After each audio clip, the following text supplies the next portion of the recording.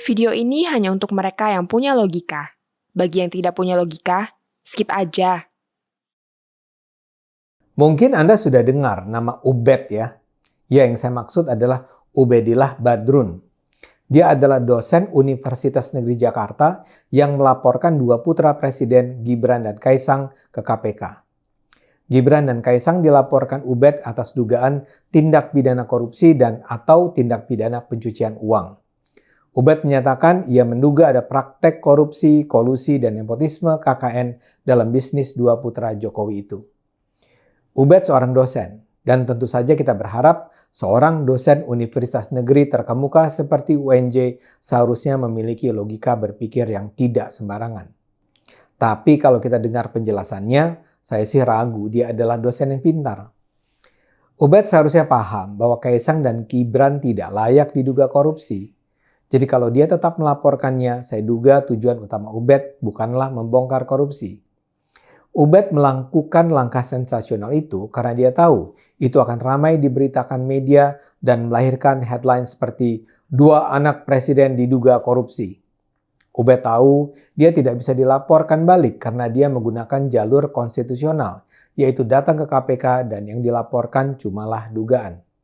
Dan saya yakin Ubed tahu bahwa Kaisang dan Gibran tidak akan dinyatakan sebagai tersangka karena memang tidak ada alasan untuk mentersangkakan mereka. Namun begitu KPK kemudian tidak menindaklanjuti kasus Kaisang dan Gibran, Ubed atau kawan-kawannya akan mengatakan bahwa KPK takut pada presiden atau KPK pilih kasih atau KPK alat pemerintah dan semacamnya. Dan kalau benar begitu, Ubed jahat dan bahkan busuk. Sekarang pun misi Ubed sebenarnya sudah tercapai. Dia sudah berhasil membuat dirinya terkenal sebagai dosen UNJ yang kritis dan berani melawan rezim. Dia sudah menjadi tokoh yang mungkin sekali akan terus digunakan untuk kepentingan politik mereka yang anti Jokowi. Dan dia sudah berhasil memperkaya wacana publik dengan gambaran bahwa keluarga Jokowi itu sebenarnya sama saja busuknya dengan penguasa masa lalu. Dia dikomentari oleh orang seperti Rocky Gerung yang menyambut gembira pelaporan Kaisang dan Gibran.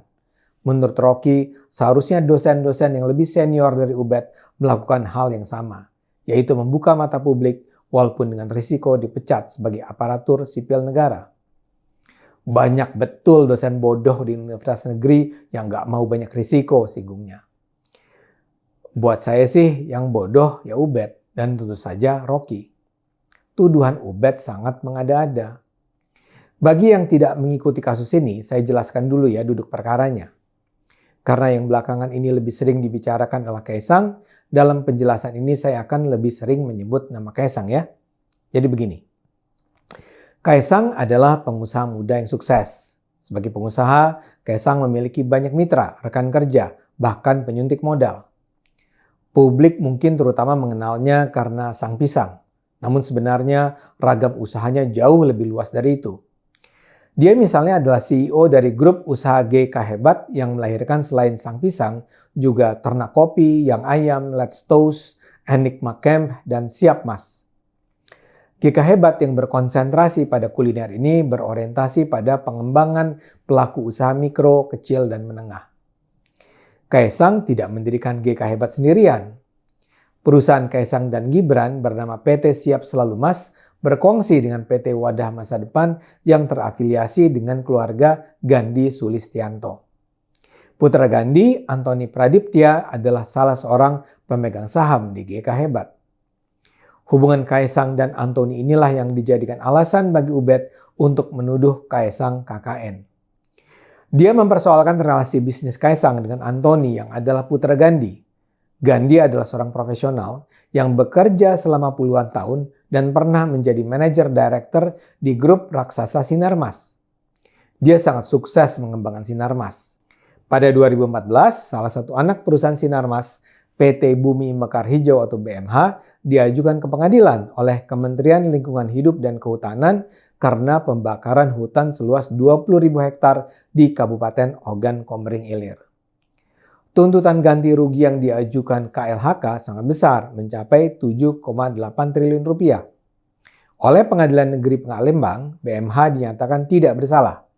Namun pada 2016, Pengadilan Tinggi membatalkan keputusan Pengadilan Negeri. Pengadilan tinggi menyatakan BMH bersalah, hanya saja dengan nilai ganti rugi yang jauh lebih rendah, yakni hanya 78,5 miliar rupiah. Pada 2019, Mahkamah Agung memperkuat keputusan pengadilan tinggi. BMH diputuskan bersalah dan harus membayar ganti rugi 78,5 miliar rupiah. Lalu, di mana letak tuduhan KKN tadi? Mengikuti logika Ubed, rendahnya hukuman yang diberikan kepada BMH ada kaitannya dengan hubungan antara Kaisang dan Antoni, yang adalah putra Gandhi, yang adalah mantan manajer direktur Sinarmas. Ini dungu keterlaluan. Ubed nampaknya berimajinasi bahwa Gandhi sengaja menanamkan anaknya Antoni ke dalam perusahaan Kaisang agar Kaisang mempengaruhi ayahnya Jokowi, agar Jokowi kemudian memerintahkan Mahkamah Agung memberikan hukuman ganti yang ringan kepada BMH. Ubed ini dosen atau apa ya? Sebagai dosen, dia seharusnya bisa berpikir berdasarkan bukti. Ya benar, Kaisang memiliki hubungan bisnis dengan Antoni. Ya benar, Antoni adalah anak Gandhi, yang adalah mantan petinggi Sinarmas, yang salah satunya anak perusahaannya adalah Bumi Mekar Hijau. Ya benar, BMH dinyatakan bersalah oleh Pengadilan Tinggi dan Mahkamah Agung dan harus membayar hanya 78,5 miliar rupiah yang sebenarnya jauh lebih rendah dari tuntutan pemerintah. Tapi hubungan kausalitasnya, hubungan sebab akibatnya di mana? Pengadilan Tinggi mengeluarkan keputusannya kan pada 2016, jauh sebelum ada GK Hebat. Lantas, kalau Presiden Jokowi memang mau melindungi Sinarmas, ada satu cara yang lebih gampang, yaitu memerintahkan KLHK tidak naik banding ketika Pengadilan Tinggi menetapkan ganti rugi 78,5 miliar kepada BMH. Dan sejak kapan juga Jokowi mengintervensi keputusan Mahkamah Agung? Pemerintah berulang kali dinyatakan bersalah oleh Mahkamah Agung dan Mahkamah Konstitusi, dan pemerintah secara patuh mengikuti perintah tersebut tanpa berusaha mengintervensinya. Lebih konyol lagi, Ubed menuduh adanya dugaan KKN ini karena ada suntikan modal lebih dari 90 miliar rupiah dari perusahaan yang terafiliasi dengan Sinarmas kepada GK Hebat. Berdasarkan fakta itu dengan jumawa, Ubed mengatakan, patut diduga telah terjadi KKN antara grup Sinarmas dengan anak-anak presiden yang dampaknya secara langsung telah merugikan keuangan negara dan secara tidak langsung di saat yang sama telah memperkaya anak-anak presiden. Menjadi tanda tanya besar, kata Ubed, apakah seorang anak muda yang baru mendirikan perusahaan dengan mudah mendapatkan penyertaan modal dengan angka yang cukup fantastis kalau dia bukan anak presiden, kata dia. Ini kan dungu luar biasa. Kalau ada anak perusahaan Sinarmas menyuntikkan dana pada GK Hebat, ya biasa-biasa aja lah. Apalagi Antoni memang pemegang saham di sana. Dan kalau ada pihak lain yang bersedia menanamkan dana di perusahaan Kaisang, ya juga biasa-biasa saja. Ubed ini seharusnya tahu bahwa saat ini dikenal apa yang disebut sebagai perusahaan Ventura. Bisnis mereka adalah menanamkan modal di perusahaan-perusahaan yang dianggap punya prospek baik di masa depan. Dan angkanya memang bisa puluhan atau ratusan miliar. Dan pemilik modal Ventura tidak akan berpikir tentang usia para pendiri dan pengelola perusahaan. Yang mereka lihat adalah potensi keberhasilan di masa depan. Bagi mereka yang penting adalah apakah pendiri, pengelola, CEO perusahaan di mana mereka akan menyuntikkan modal memang punya reputasi menjanjikan. Ada banyak perusahaan startup saat ini yang dikelola anak muda yang memperoleh suntikan dana Ventura. Contohnya saja startup yang bergerak di bidang makanan dan minuman Kopi Kenangan, yang baru berdiri beberapa tahun tapi sekarang menyandang status unicorn. Kopi Kenangan mendapatkan suntikan dana 1,3 triliun rupiah dari Thaiborn Capital Management yang diikuti sejumlah investor lain seperti Horizons Venture, Kunlun, dan B Capital, serta investor baru yaitu Falcon Edge Capital. Atau ada pula rumah produksi yang didirikan oleh Angga Dwi Masa Songko, Visinema, mendapat suntikan dana dari perusahaan modal Ventura Indonesia Intudo Ventures sebesar 45,5 miliar rupiah hanya untuk satu pengembangan film animasi anak berjudul Nusa. Nah, begitu juga dengan GK Hebat.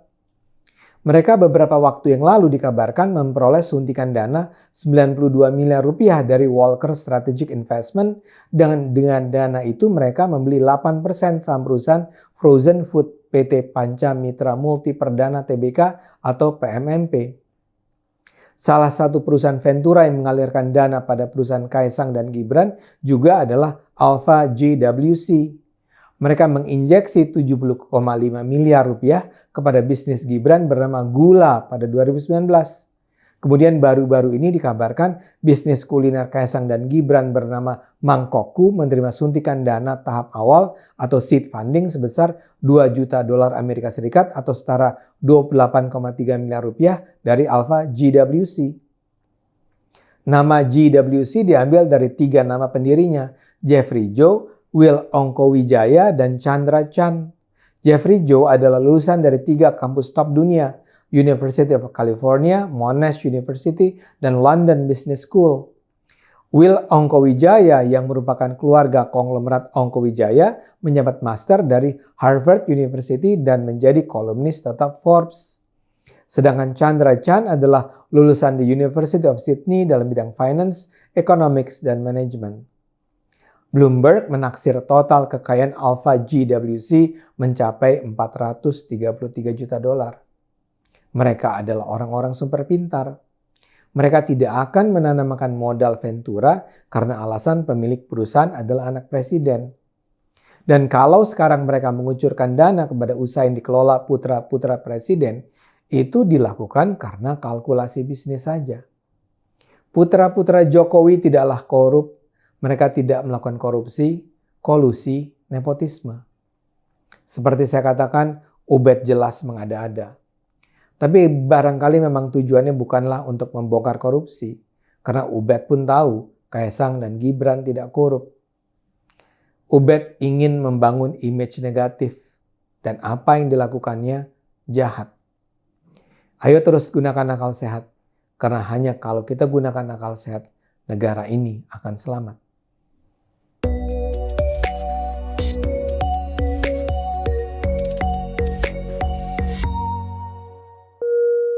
Video ini hanya untuk mereka yang punya logika. Bagi yang tidak punya logika, skip aja.